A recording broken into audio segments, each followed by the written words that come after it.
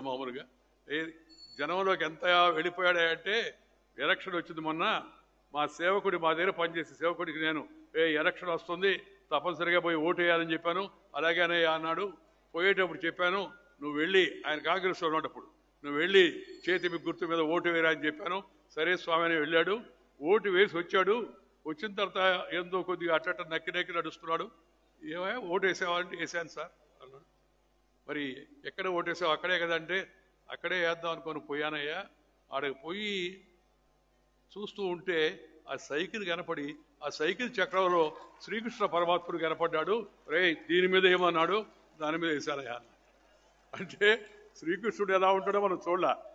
శ్రీకృష్ణుడు ఇలా ఉంటాడు అనే భావం ప్రజల్లో, సామాన్య జనంలో, పామర జనంలో అందరిలో కూడా బాగా వెళ్ళిపోయింది. దానికి కారణం ఏంటంటే ఆయన చూపించిన నటనా కౌశలం. మనం ఇవాళ ఆయన వజ్రోత్సవాల గురించి మాట్లాడుకుంటున్నాం, మిగతా విషయాల గురించి నేను ఎక్కువగా ప్రస్తావించను. ఆ సినిమా యాక్టర్ ఆయన గొప్పతనాన్ని ఎలాంటి నటన చేసి ఎంత జనాన్ని ఆ ఎన్టీ ఓడు సినిమా చూడాలని నాటుండేవాడు ఊర్లో వాడు.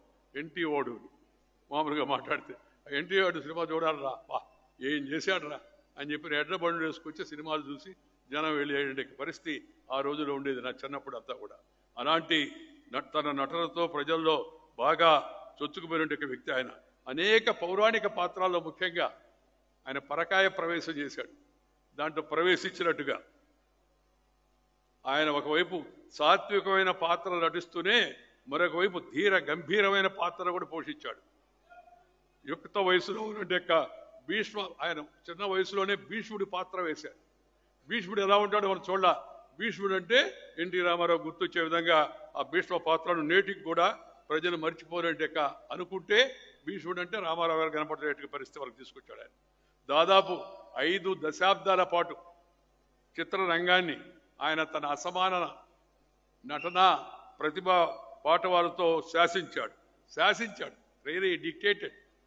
దాంతోపాటు వ్యక్తిగతంగా తాను మెచ్చిన మహనీయుల పాత్రను అందంగా చెక్కి దాన్ని మన ముందుంచేట ప్రయత్నం ఆయన చేశాడు. ఆ పాత్రల ద్వారా నటించి మెప్పించారు. శ్రీనాథ కవి సార్వభౌమ వంటి చలనచిత్రాలు ఎందుకు నిదర్శనం. శ్రీనాథుడి పేరుతో సినిమా తీయడం అంత సులభం కాదు. కానీ ఆ శ్రీనాథ సార్వభౌముడు ఆయనకి ఏ అయితే పాత్రలు నచ్చాయో, చరిత్రలో, పురాణాల్లో, ఇతిహాసాల్లో ఏ పాత్రలు నటించాయో ఆ పాత్రలన్నింటిలో కూడా ఆయన నటించి ఆయన మనల్ని అందరూ కూడా మెప్పించేట ప్రయత్నం కూడా చేశాడు. నాకు రామారావు గారి పట్ల అభిమానం కలగడానికి 3 కారణాలు. 1 ఆయన క్రమశిక్షణ, 2 పట్టుదల, 3 చిత్తశుద్ధి. ఈ 3టితో పాటు అన్నిటికన్నా తెలుగు భాషపై ఆయనకు ఉండే అభిమానము, ఆ తెలుగు భాషకు ఆయన ఇచ్చినట్టు గౌరవము, తెలుగు భాషను ప్రపంచవ్యాప్తంగా ఎక్కడికి వెళ్ళినా తెలుగు భాషలోనే మాట్లాడి అందరినీ మెప్పించి మన యొక్క భాషా మాధుర్యాన్ని ప్రపంచానికి తెలియజెప్పడంలో ఆయన చేసిన కృషి కూడా అది నాకు ఒక రకమైన అభిమానాన్ని సంపాదించింది. ఆ తర్వాత ఆయన పార్టీ పెట్టుకున్నాడు. దానికి తెలుగుదేశం పేరు కూడా తెలుగుదేశం పార్టీ అని పెట్టారు.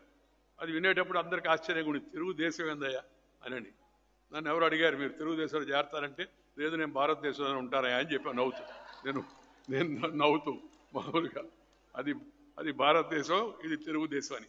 కానీ ఆ తెలుగుదేశాన్ని పెట్టి కొన్ని నెలల్లోనే ప్రజల్లోకి వెళ్ళి కాంగ్రెస్ వ్యతిరేక వాతావరణం అప్పుడు అంతకుముందు నేను జైపాల్ రెడ్డి గారు మేము అసెంబ్లీలో ఉన్నాం.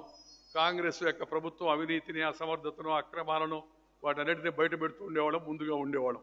పత్రికలు కొంత ప్రచారం కూడా ఇచ్చేవి. ప్రత్యామ్నాయంగా ఎదిగామంటే ప్రత్యామ్నాయంగా మేము సరిపోతామని జనం అనుకోవాలి.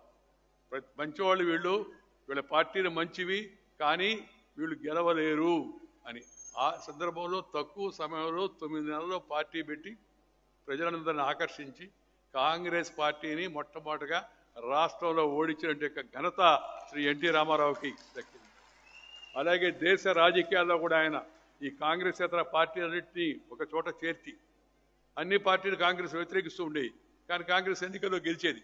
ఎందుకంటే వీళ్ళు ఎవరికి వాళ్ళు పోటీ చేసేవాళ్ళు. అన్ని పార్టీలను దగ్గర చేర్చి ఆయన నేషనల్ ఫ్రంట్ అని ఏర్పాటు చేసి కాంగ్రెస్ యొక్క ఢిల్లీ పెత్తనాన్ని కూడా సవాలు చేసి అక్కడ ఆయన తన శక్తి సామర్థ్యాలతో, తన యొక్క ఓర్పుతో, నేర్పుతో, దక్షతతో మరి నేషనల్ ఫ్రంట్ని దేశంలో అధికారంలోకి తీసుకొచ్చేందుకు ఆయన ప్రయత్నం చేశాడు. ప్రజల్లో చైతన్యం తేవడమే కాదు, యువకులు, రైతులు, గ్రామీణ ప్రజలు, మహిళలు, వెనుకబడిన వర్గాలు అలాంటి వాళ్ళని గుర్తించి వాళ్ళందరికీ కూడా ప్రోత్సాహం ఇచ్చాడు, రాజకీయాల్లోకి తీసుకొచ్చాడు. రామారావు గారి వలన ఒక తరం రాజకీయాల్లో కొత్తగా వచ్చింది. అంతకుముందు ఉన్న తరం కాకుండా కొత్త తరం వచ్చింది, కొత్త రక్తం కూడా వచ్చింది. అందుకే అనేక అభివృద్ధి సంక్షేమ కార్యక్రమాన్ని చేపడితే అవన్నీ కూడా విజయవంతం అయ్యేందుకు వాళ్ళందరూ కూడా సహకరించారు. రామారావు గారు ఇంకో ప్రత్యేకత ఏంటంటే ఇందాక చెప్పారు కదా, ఆడపడుచుల పైన అభిమానం. జనాభాలో సగం ఉన్నారు, వారికి కూడా రాజకీయ అధికారం ఉండాలి, దానికి ముందు ఆస్తిలో అధికారం ఇవ్వాలని చెప్పని ఆస్తి హక్కు కల్పించినట్టు అసలు ఎన్టీ రామారావు గారు చరిత్ర మర్చిపోదు ఆ విషయంలో మాత్రం. అదేవిధంగా రామారావు గారు బలహీన వర్గాలు, వెనుకబడిన వర్గాలను దగ్గర తీసి వాళ్ళకి జిల్లా పరిషత్తులో రిజర్వేషన్ కల్పించాడు. అంతకుముందు లేదు, రాజకీయ రిజర్వేషన్ లేదు, రాజకీయ రిజర్వేషన్ కల్పించాడు. మహిళలకు, వెనుకబడిన వర్గాలకు ఆయన ఇచ్చినట్టు ప్రోత్సాహం అవుతుందో అది చరిత్రలో ఎప్పుడు కూడా నిలబడిపోతుంది.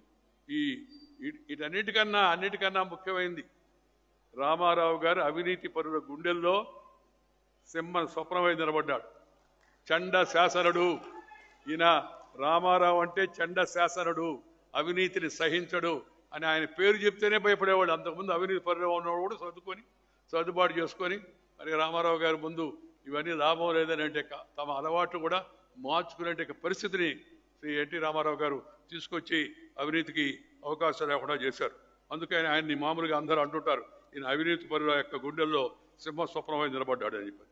ఇలాంటి అసాధారణమైన వ్యక్తిత్వం, కర్తృత్వం, మిత్రత్వం, నేతృత్వం ఇవన్నీ కలిసినట్టు వ్యక్తి అవుతుందో ఆయన తక్కువ వయసులోనే ఒక రకంగా చెప్పాలంటే అర్ధాంతంగా తను సాధించి వెళ్ళిపోవడం అవుతుందో తెలుగు ప్రజలకు చాలా తీరని లోటు అని చెప్పి నేను భావిస్తున్నాను.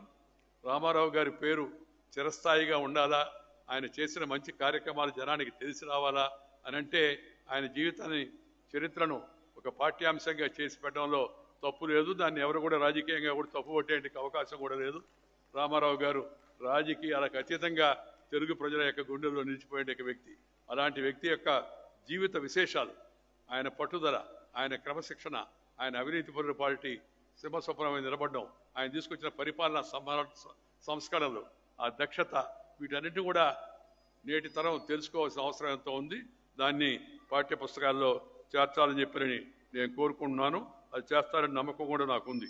చాలా సంతోషం ఈరోజు ఈ కార్యక్రమాన్ని ఏర్పాటు చేస్తే ఈ కార్యక్రమానికి మీరు అందరూ కూడా పెద్ద సంఖ్యలో ఇక్కడ వేసించారు.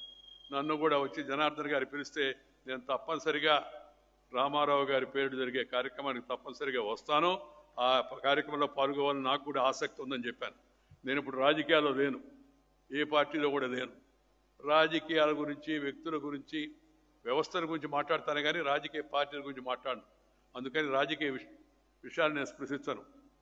రాష్ట్రంలో, దేశంలో, గ్రామీణ ప్రాంతంలో పుట్టి ఒక అత్యున్నత రాజ్యాంగ పదవికి దాకా చేరుకొని, రెండవ అత్యున్నత రాజ్యాంగ పదవి దాకా చేరుకున్న తర్వాత కొన్ని విలువలు, కొన్ని సాంప్రదాయాలు, కొన్ని పద్ధతులు పాటించాలి. ఆ పద్ధతులు, పరిమితులకు లోబడి నేను ఎక్కువ విషయాలపైన అంత లోతుగా మాట్లాడని చెప్పి సందర్భంగా మనవి చేస్తూ, శ్రీ నారా చంద్రబాబు నాయుడు గారు రాష్ట్ర ముఖ్యమంత్రిగా వచ్చిన ఈ అవకాశాన్ని సద్వినియోగపరుచుకొని రామారావు గారి స్వప్నమైనటువంటి యొక్క పేదరిక నిర్మూలన, ఆర్థిక అసమానతల తగ్గింపు, ప్రాంతీయ అసమానతల తగ్గింపు, ఆ దిశలో ముందుకు వెళ్ళాలని, ఈ యొక్క పేదరిక నిర్మూలన, అసమానతల తగ్గింపు ఇవన్నీ కూడా ఒక రోజు 2 రోజులు అయ్యేవి కాదు. దానికి ఒక దీర్ఘ ప్రణాళికతో వారు నిన్న విజన్ 47 అని పెట్టారు. ఈ విజన్ను దృష్టిలో పెట్టుకొని క్రమం తప్పకుండా వాటిని అమలు చేసేందుకు గట్టిగా ప్రయత్నం చేయాలని, ఆ ప్రయత్నం విజయవంతం కావాలని చెప్పని ఈ సందర్భంగా నేను ఆశిస్తూ వారికి శుభాకాంక్షలు తెలియజేస్తూ మీ దగ్గర సెలవు తీసుకుంటా. నమస్కారం. జై హింద్. ధన్యవాదాలు సార్. స్ఫూర్తిదాయకమైన సందేశం ఇచ్చిన మీకు